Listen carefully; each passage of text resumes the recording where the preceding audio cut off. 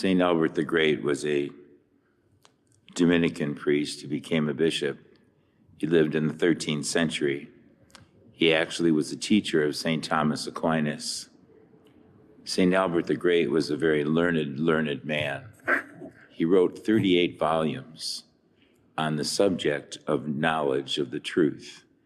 He wrote about mathematics, science, astronomy, politics, theology, philosophy, metaphysics. He had in so many areas of human thought. He was a very ingenious. He's a doctor of the church. His whole purpose in all of his writings was so that he might better the souls of those he would teach, and also that he might, which was charity, and also that he might become a better person himself, and that was prudence.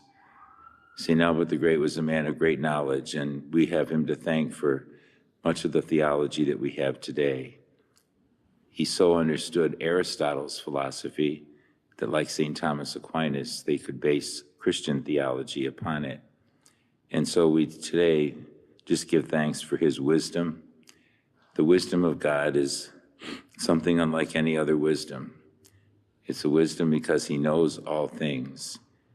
And in the gospel tonight, where Jesus says that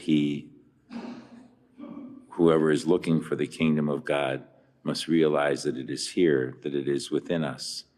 And he says that he must first suffer greatly and be rejected by this generation. That's the wisdom of God, that Jesus would suffer and die on the cross. It's not what we would choose, but it was through his death that he rose from the dead and ascended into heaven.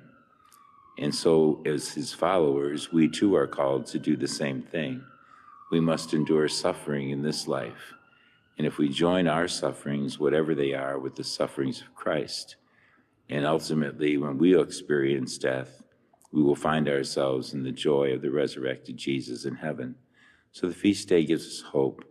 And St. Albert the Great's writings, I'd love to have the time to sit down and read all of his writings. It would take a long time. But he certainly is a man of great wisdom. And we're called to do the same thing, to learn as much about our faith as we possibly can. Let us stand now and offer our prayers and petitions.